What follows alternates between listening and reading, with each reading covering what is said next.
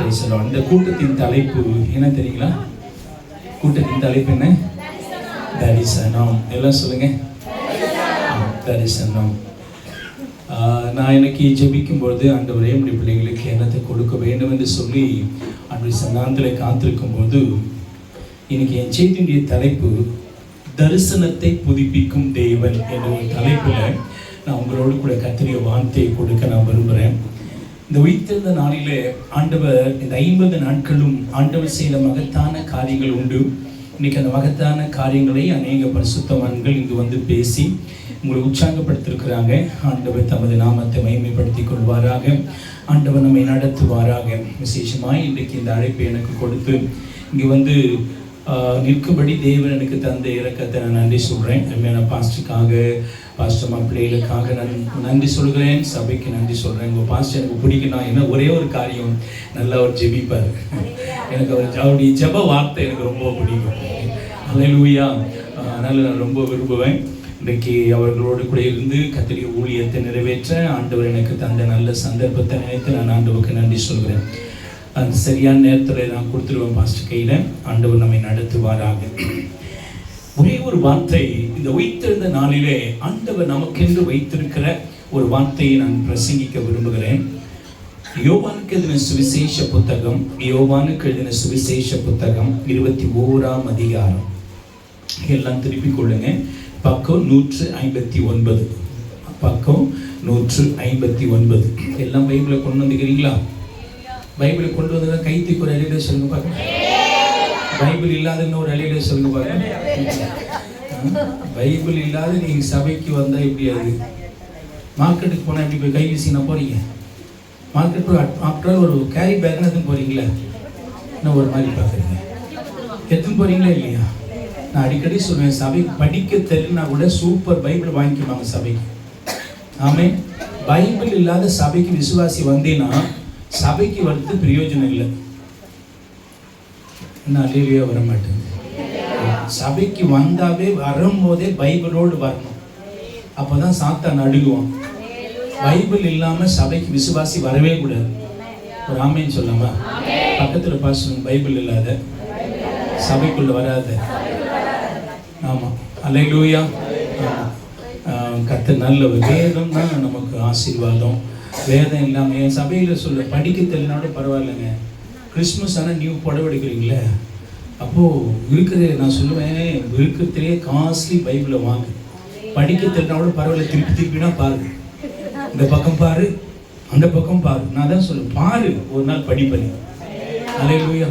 பாரு, உன்னை யார் என்ன சொன்னாலும் பரவாயில்ல, திருப்பி திருப்பி பாரு. அப்படி நிறைய ஆட்கள் நம்ம இடத்துல உண்டு. ஆனால் இன்னைக்கு கர்த்தர் அவங்களுக்கு படிப்படி கிருபை தந்துட்டார். அல்லேலூயா சொல்லலாமா? நம்முடைய ஆண்டவர் நல்லவர், நம்மோடு கூட பேசுவாராங்க. அல்லேலூயா. இந்த பிள்ளைங்கள்லாம் இன்னைக்கு நிறைய பிள்ளைங்க நீங்கள் வந்திருக்கீங்க.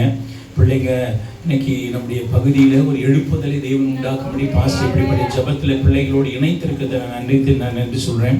அதுதான் எங்கள் சபையில் ஒரு திட்டத்தை வச்சுருக்கிறேன்.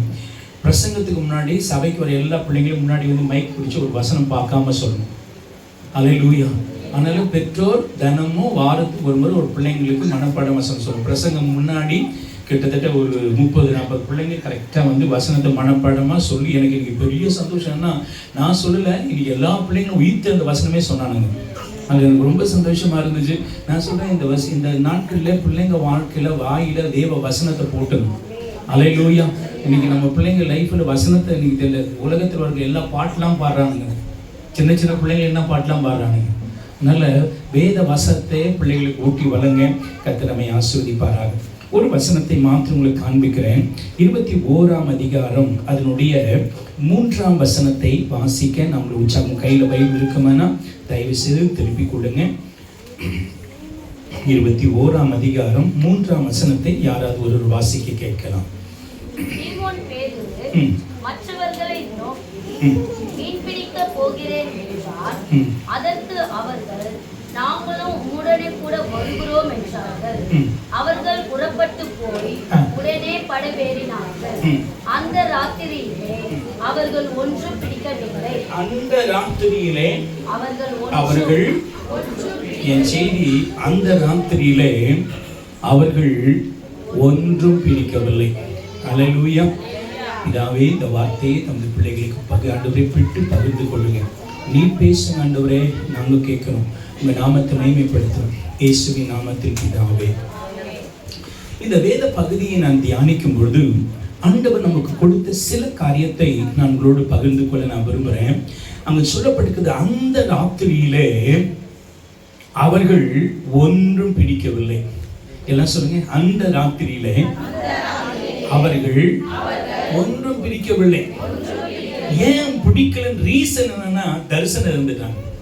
வேற ஒண்ணும் என்ன இருந்துட்டாங்க? தரிசனத்தை இழந்துட்டாங்க. தரிசனத்தை இழந்தபடினாலே அந்த ராத்திரியிலே அவர்கள் ஒன்றும் பிடிக்கல. நல்ல கவனிங்க, இந்த சம்பவம் எப்ப நடக்குதுன்னா, இயேசு கிறிஸ்து உயிர்த்தெழுந்து சீசர்களுக்கு காண்பித்த இரண்டாவது தரிசனம். இரண்டாவது தரிசனத்துல இயேசு சீசர்களிடத்தில் தேடி போறார். அப்போ அந்த ராத்திரியில அவர்கள் ஒன்றும் பிடிக்கல. நீங்க இன்னும் புரிஞ்சுக்கிறீங்கன்னா 1ஆம் வசனத்துக்கு வாங்க. 1ஆம் வசனத்துக்கு வாங்க. இவைகளுக்கு பின்பு இயேசு திபேரியா கடற்கரையிலே மறுபடியும் முதல் தரிசனத்தை கர்த்தர் மகதலேனா மரியாளுக்கு கொடுத்துட்டாரு. இரண்டாவது தரிசனம், உயிர்த்தெழுந்த இயேசு இரண்டாவது தரிசனத்தை திபேரியா கடற்கரையில் உள்ள சீமோன் பேதுருக்கு தம்மை வெளிப்படுத்தின விவரமாவது ரொம்ப அழகா விவரத்தை ஆண்டவர் காமிக்கிறார். ஏன்பா வாழ்க்கையில தோல்வி, ஏன்பா வாழ்க்கையில ஏமாற்றங்கள், விவரமா நான் உனக்கு சொல்றேன். இன்னைக்கு அநேக பிள்ளைகள், சபைகள் இன்னைக்கு தரிசனத்தை இழந்தபடினாலதான் விவரத்தை புரியல. இன்னைக்கு நிறைய பேருக்கு விவரம் தெரியாத நிறைய காத்துல மாட்டிக்கிறோம். சில வாலிப பசங்க விவரம் தெரியாத அந்த பையனாண்ட மாட்டிக்கிறேன், விவரம் தெரியாத அந்த பொண்ணாண்ட தலை தான் ஆட்டிக்கிறேன், மாட்டிக்கிறேன். விவரம் தெரியல, அந்த எமோஷன், வாலிப நாட்கள், இந்த ஸ்பீடு போய் மாட்டிக்கணும், பின்னாடி முடிக்கிற முடிவுக்கு அளவே கிடையாது. நிறைய காரியத்துல விவரத்தை புரிஞ்சுக்கல. அப்ப இயேசு சொல்றாரு, நான் விவரமா உங்களுக்கு சொல்றேன்பா, ஏன்பா உங்களுக்கு இந்த நிலைமை.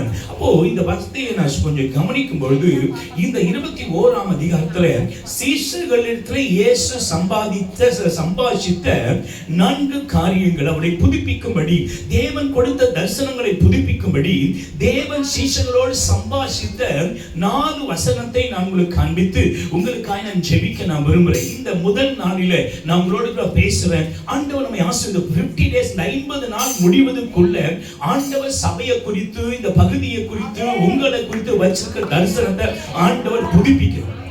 சபையை புதுப்பிக்கணும். ஒவ்வொரு விசுவாசியும் யாரா இருக்கணும்னா தரிசனம் உள்ள விசுவாசிகளா இருக்கணும். இந்த தரிசனம் இல்லாத இடத்துல ஜனங்க சீர்கெட்டு போயிடுவாங்க, சபை சீர்கெட்டு போயிடும், விசுவாசி சீர்கெட்டு போயிடுவான். ஏதோ சபைக்கு வந்து போற விசுவாசியா இருக்க கூடாது. இங்க இருக்கிற ஒவ்வொருவரும் தரிசனம் உள்ள ஆட்களா இருக்கணும். ஒவ்வொரு விசுவாசியும் தரிசனம் உள்ள ஆளா இருக்கணும். ஆண்டவரே, என் பகுதியில் ஒரு ரிவைவ் எழுப்புதல் வரட்டும் ஆண்டவரே, என் தெருவில் ஒரு எழுப்புதல் வரட்டும் ஆண்டவரே, என் பக்கத்து வீட்டுல ஒரு எழுப்புதல் வரட்டும் ஆண்டவரே. இன்னைக்கு மங்கி கிடக்கிற ஆண்டவரே, இன்னைக்கு ஆவியானவர் ஆண்டவரே ஜனங்களை புதுப்பி ஆண்டவரே. இந்த 50 நாள்ல தேவ மனுஷனோடு சேர்ந்து நாங்க ஜெபிக்கிறோம் ஆண்டவரே, எங்களை புதுப்பி ஆண்டவரே.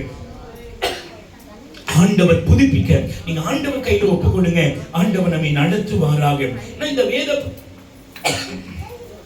வேத பகுதியை நான் காண்பிக்கும் போது ஆண்டவர் என்னை உற்சாகப்படுத்தினேன்.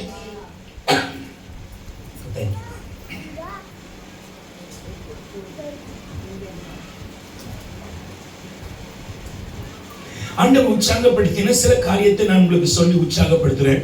இன்னைக்கு துவக்கத்திலே நான் உங்களுக்கு சொல்றேன், ஒரு எதிர்பார்ப்போடு இருங்க. ஆண்டவர் உங்களை புதுப்பித்து உங்களை நடத்துவாராக. தேவ மனுஷன் சொல்லும் பொழுது ஏதோ ஒண்ணு பிரசங்கிக்காதபடி நான் மறுபடியும் கேட்டேன், என்னத்தை பிரசங்கிப்பதுன்னு. அப்ப அவர் சொன்ன ஒரு தலைப்பு, நான் தரிசனத்தை நிறைவேற்றுகிற தேவன். இன்னைக்கு எப்படியாவது சபையை, இந்த பகுதியை ஆண்டவரை மூக்க சொந்தப்படுத்த இந்த முதல் நாளில் நீ பேசும் என்று கத்திரிசனாந்திர காத்திருந்து வந்திருக்கிறேன். கத்தலோடு கூட பேசுவாராக. முதலாவது, தேவன் என் தரிசனத்தை புதுப்பிக்க வேண்டுமானால் உயிர்த்தெழுந்த இயேசு என்ன செய்தார் என்பதை மாத்திரம் காண்பிக்கிறேன். 5ஆம் வசனத்தை நிதானமாய் வாசிக்க நான் உங்களை உற்சாகப்படுத்துகிறேன். 5ஆம் வசனம். நல்ல வேதத்தை கவனிங்க. கையில பைபிள் இருக்குமானா வேதத்தை கவனிங்க. இயேசு அவர்களை நோக்கி, புசிக்கிறதற்கு ஏதாகிலும் உங்களிடத்தில் உண்டா என்றார். அதற்கு அவர்கள் ஒன்றும் இல்லை என்றார்கள். ஆமென். 3ஆம் வசனத்துடைய கடைசி என்ன சொல்றாரு? அந்த ராத்திரியிலே அவர்கள் இப்ப 5 கடைசி ஒன்றுமில்லை.